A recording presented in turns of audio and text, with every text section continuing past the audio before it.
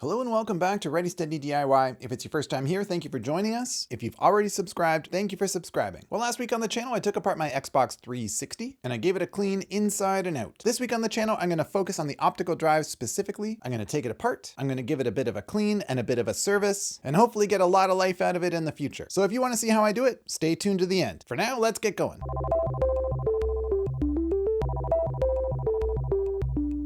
So details about how to open up the Xbox 360 you can see in the previous video. I'll put a link to it here. If you're curious about how to do that, make sure to watch that one before you watch this one. But once you get the Xbox 360 open and you get the optical drive out, here it is. First step is to take off the cover for the tray. The cover is this silver thing here. Flip the optical drive upside down. There are a couple of little holes with a couple of little clasps. Basically, I just took a little plastic spudger. I like plastic for this because I don't want to damage the plastic of the Xbox, and metal tools can do that, especially sharp ones. So I just took a little spudger. It fit perfectly into this little hole. I gave it a little pry very gently. That unlocked the tab, and gravity just pulled this little guy down. So with the drive belly up on my work surface, I can see the 4 small Phillips screws that hold the housing together. I just removed those screws, put them somewhere safe, cut the warranty seal because no more warranty for this baby, and remove both sides of the aluminum housing of the drive, bottom first, top second. They really just pull apart, put them somewhere safe, and now I'm left with the drive itself. The latch that holds the lock closed for the tray that I have to open is on the bottom. There's a little plastic latch here on the underside that will release the tray and allow it to open. I'm just going to push on that with my spudger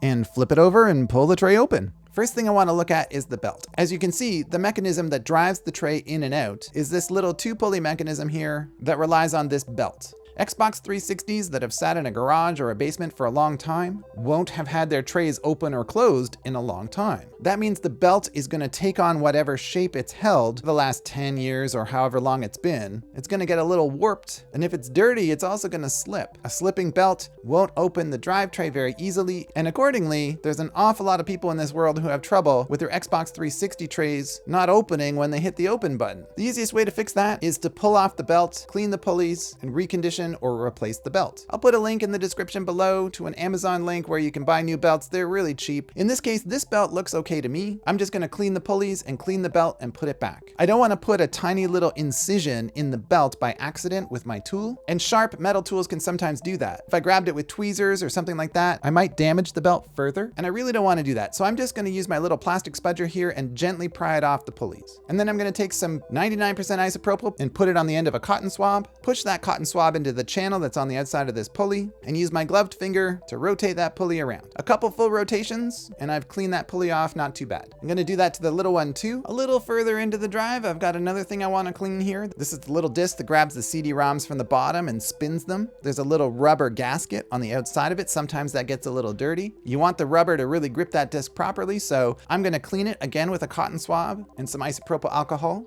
I'm not soaking or saturating it in isopropyl because isopropyl can deteriorate the rubber. I've mixed the isopropyl with some distilled water because my intention here is just to clean. I need a little isopropyl to break through any oils or greases or anything that got on there. Discs can be pretty dirty, and when they make contact with this, it'll get dirty. So yeah, just a mix of isopropyl and water on a cotton swab, rotate it with my finger, and it's clean. So now on to the laser assembly, which is right next to the wheel I just cleaned. It's really delicate, it's calibrated, and I don't want to knock it out of calibration or mess it up. I tend to approach these the way I approach any professional lens. As you know, I work in the film and television industry. I have for almost 25 years now. I have cleaned a lot of lenses, some of them pretty expensive. I go the same route every time. If you want to see my video on how I clean lenses, put a link to it here. But to me, this is a lens, and just like any lens, I approach it in exactly the same way. If I don't have to touch it, if I don't have to get it wet, I don't. So I grab my little hurricane puffer here. Really all it does is take the air from the room, focus it on a point, blows off any debris that might be on that point. That's an excellent way to start cleaning a lens like this. If you do that and it works, stop. If there's no reason to touch it, if there's no reason to get it wet, don't. That's my way of doing it. If that doesn't work, if I try it and it's still not reading discs properly, then I would take one of these cotton swabs I've been using. By the way, these did not come from the pharmacy. They're not for your ears. The tips do not leave behind little pieces of cotton very easily. They hold together really well, whether they're wet or dry. They don't leave behind a ton of debris the way Q-tips from the pharmacy would. So my next step is to to clean it dry. If there's something that's sort of stuck to the top that the air won't get off, I'm not trying to push on it really hard or anything like that. I'm really just trying to dislodge any dust or hair that might have landed on top and just doesn't want to let go. If both of the previous methods don't work and the drive still isn't reading disks, at that point I wouldn't have much choice, would I? I'd have to go with a wet solution because that means there's something gunky on the top of this lens and I just got to get it off. The solution I use for this is Panchro Lens Cleaning Solution. All I know is I've used Panchro for 20 years to clean really expensive lenses. It's done really well. So I put a little bit of Panchro on the end of a cotton swab, a little light rub with the cotton swab. If you're curious about Panchro, I have a video on that too. I'll put a link to it right here. And then hopefully the laser is good. But the laser assembly rides up and down these rails and sometimes those get dirty, particularly if they've got a little grease on them. The grease can attract dust and dirt and make it hard for the mechanism to slide up and down as it reads the disc. So my next step is to take some isopropyl alcohol, put that on a cotton swab, and just run it up and down these rails and make sure that they're perfectly clean, perfectly smooth. As long as the cotton swab slides up and down pretty smoothly, I'm assuming the laser assembly will too. And with that, I'm done. Close the tray, put the housing back together, plug it back into the motherboard, put it back into the Xbox, and commence the Xbox good times. Problems with your optical drive on your Xbox can be a real drag, so I hope that helped you out. If it did, please feel free to like or subscribe. Liking and subscribing can really help a channel, and if you could do that for this channel, I'd really appreciate it. And otherwise, until next week, take care, stay safe, have fun with your DIY projects, find a little time for yourself to play some Xbox, and I'll see you next Saturday.